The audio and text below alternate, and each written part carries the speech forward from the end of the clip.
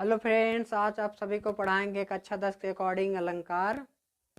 जानेंगे अलंकार की परिभाषा में अलंकार का अर्थ एवं उपमा अलंकार, रूपक अलंकार तथा उत्प्रेक्षा अलंकार की परिभाषा तथा उदाहरण के माध्यम से उसको समझाने की हम कोशिश करेंगे। तो चलते हैं, हम पहले अलंकार की अर्थ जान लेते हैं, अलंकार की परिभाषा, उसके बाद अलंकार के प्रकार, ऐसे बढ़ते क्रम में बढ़ते जाएंगे। अलंकार का अर्थ क्या होता है बच्चों? अलंकार का अर्थ होता है गहना या आभूषण। गहना या आभूषण। इसकी परिभाषा देखते हैं। काव्य की शोभा बढ़ाने वाले तत्वों को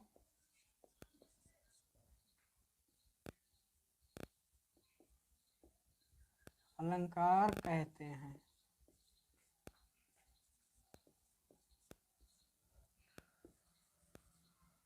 अलंकार दो प्रकार का होता है। अलंकार कितने प्रकार? अलंकार दो प्रकार का होता है।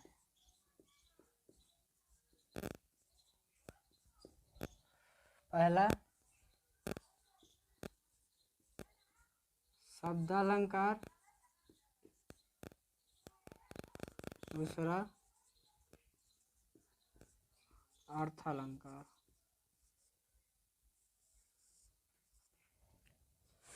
देखेंगे इसकी परिभाषा ओरल है, मौखिक। जब शब्दों के कारण चमत्कार प्राप्त हो वहाँ शब्द अलंकार होता है, जब अर्थों के कारण चमत्कार प्राप्त हो तो वहाँ अर्थ अलंकार होता है। यह सिंपल सा है, जहाँ शब्दों के कारण चमत्कार प्राप्त हो वहाँ शब्द अलंकार होता है, जहाँ अर्थों के कारण चमत्कार प्राप्त हो वहाँ अर्थ अलंकार होता है। इसका आप लोग स्क्रीनशॉट ले लीजिए, उसके आगे हम बढ़ते हैं। अब जानेंगे उपमा अलंकार की परिभाषा, उदाहरण के द्वारा समझाने की हम कोशिश करेंगे।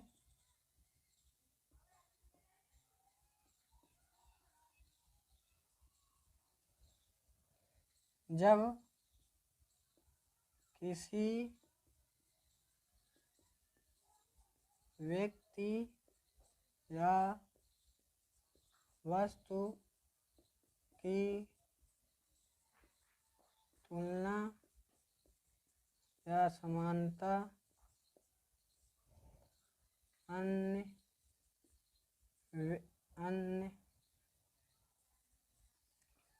व्यक्ति या वस्तु से की जाती हो तो वहाँ उपमा अलंकार होता है। अब देखेंगे इसका सिंपल सा उदाहरण।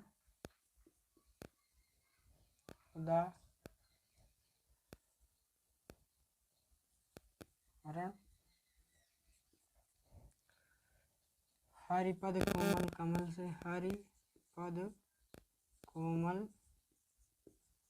कमल से कह रहा है, इसके उदाहरण से ही कह रहा है हरिपद कोमल कमल से। क्या कह रहा है बच्चों?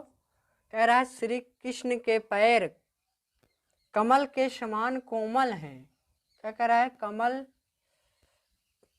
हरिपद कोमल कमल से, यानी श्री कृष्ण के समान, यहाँ श्री कृष्ण के पैर की समानता कोमल के समान बताई गई है। किसके समान?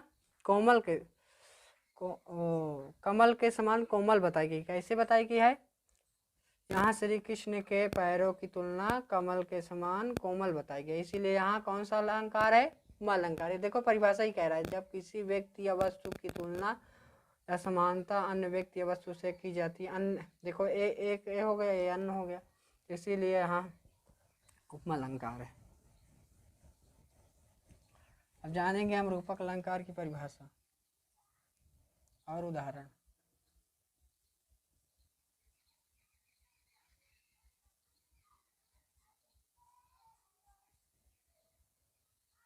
जब उपमेय में उपमान का भेद रहित आरोप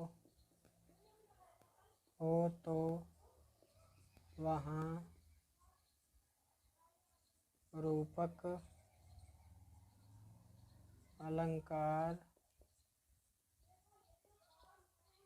होता है। अब जानेंगे इसके उदाहरण। चरण कमल बंदो हरि राई। यहाँ कह रहा है चरण कमल बंदो हरि राई। चरण यहाँ हो जाएगा उपमान, उपमेय हो जाएगा, उपमेय, और कमल हो जाएगा उपमान। चरण का कमल से क्या है? भेद रहित आरोप है। चरण का कमल से क्या है? भेद रहित आरोप, यानी उपमान का उपमेय से भेद रहित आरोप है। भेद रहित आरोप है, इसीलिए यहाँ भेद रहित आरोप है, इसीलिए यहाँ कौन सा अलंकार है? रूपक अलंकार। जब उपमेय में उपमान का भेद रहित आरोप हो, वही कि इसमें क्या है? चरण का कमल से भेद रहित आरोप है, इसीलिए इसे यहाँ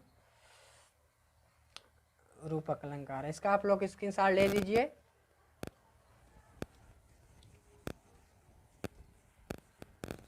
हम देखेंगे अब उत्प्रेक्षा अलंकार की परिभाषा।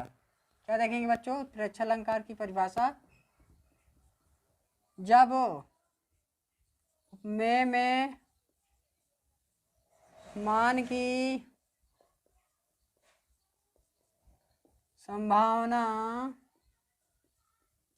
की जाए तो वहाँ उत्प्रेक्षा अलंकार होता है। अब देखेंगे इसका उदाहरण।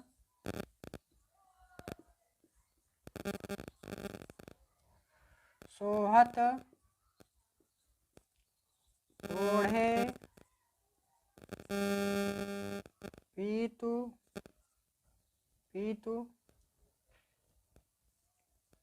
पीतु पटु श्याम सलोने गात मानो नीलमणि शैल पर आतपु पर्यो प्रभात। इसमें एक पहचान होती है। इस अलंकार को पहचानने के लिए क्या होती है? यहाँ अलंकार लिखना भूल गया, सॉरी इसके लिए।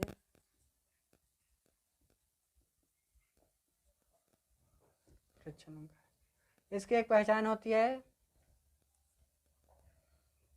क्या होती है? मनु मानो, मनु मानो, जनु जानो,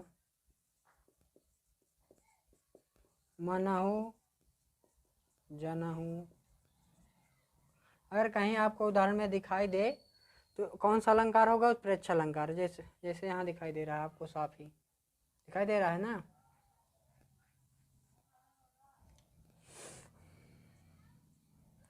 चलो हम समझाते हैं इसमें कैसे उत्प्रेक्षा अलंकार है। सोहत ओढ़े पीठ पर। सोहत मतलब सुंदर, ओढ़े मतलब ओढ़कर, पीठ मतलब पीला, पटु मतलब वस्त्र, श्याम मतलब श्याम श्री कृष्ण जी, सलोने मतलब सुंदर, गात मतलब शरीर। सुंदर शरीर में पीले वस्त्र ओढ़कर ऐसे प्रतीत हो रहे हैं जैसे नीलमणि शैल, मानो नीलमणि, ऐसे प्रतीत हो रहे मानो कि नीलमणि, मणि मतलब मणि, शैल मतलब पर्वत पर, आतप मतलब धूप, पर्यो मतलब पर, प्रभात मतलब सुबह, यानी सुबह की धूप जैसे नीलमणि से निकलती हुई प्रतीत हो रही है। यहाँ में उपमान क्या है?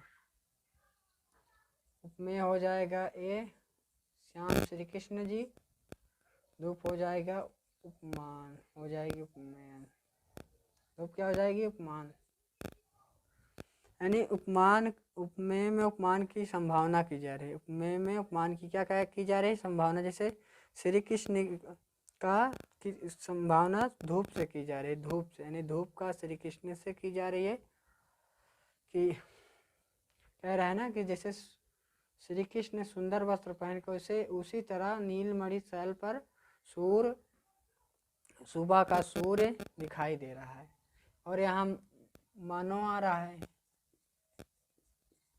मनो मन से मतलब होता है मानो, नीलमणि पर, इसीलिए यहाँ मनो आ रहा है ना, इसीलिए यहाँ उत्प्रेक्ष अलंकार हो जाएगा। एक उदाहरण और देते हैं हम, उदाहरण नंबर 2। धायो धाम काम सब धाम काम सब त्यागी, मनहु रंक निधि लूटन लागी। देखो यहाँ मनहु है ना, इसीलिए यहाँ उत्प्रेक्ष अलंकार है। धा धाम काम सब त्यागी, मनहु रंक निधि लूटन लागी। हम देखेंगे, अब देखेंगे हम इसमें परिभाषा कौन सा कैसे आता है आपके पेपर में आएगा, कैसे आपके कौन सा अलंकार आपके पेपर में आएगा, कौन आपको याद रखना है, कितना याद रखना पड़ेगा। अलंकार 3 प्रकार का होता है ना, एक होता है उपमा,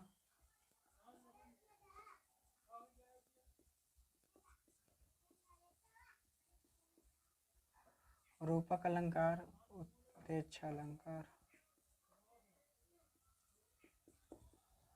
आप ये दोनों याद करिए, चाहे ये दोनों याद, आपको 2 याद करना है। कौन से 2? चाहे उपमा या रूपक याद करिए, चाहे रूपक या उपमा याद कर, 2 याद करिएगा बस, ज़्यादा नहीं। 2 याद कर लोगे आ जाएगा। देखेंगे कैसे आता है पेपर में आपके यूपी बोर्ड के। उपमा अलंकार अथवा उत्प्रेक्ष अलंकार की परिभाषा तथा उदाहरण दीजिए। कहेगा चाहे आपको उपमा अलंकार की परिभाषा स्पष्ट याद है तो उपमा की लिखिएगा, उत्प्रेक्षा की याद है स्पष्ट तो उत्प्रेक्षा अलंकार की परिभाषा लिखिएगा। आपको उपमा की याद है तो उपमा की, उत्प्रेक्षा की याद है तो उत्प्रेक्षा की। आपको 2 याद करना, 2 याद कर लोगे एक आ जाएगा। चाहे आप उत्प्रेक्ष रूपक या उत्प्रेक्षा याद करिए, चाहे उपमा या रूपक याद करिए, चाहे उपमा या उत्प्रेक्षा याद करिए, चाहे इसको याद करिए, चाहे इसको याद करिए, चाहे इसको याद करिए। यदि पढ़ाने का तरीका अच्छा लगा हो तो वीडियो को लाइक करें, शेयर करें और चैनल को सब्सक्राइब कर लें, जिससे कि आपको वीडियो मिलती रहे, और बेल आइकन को प्रेस कर लें। Thank you for watching me.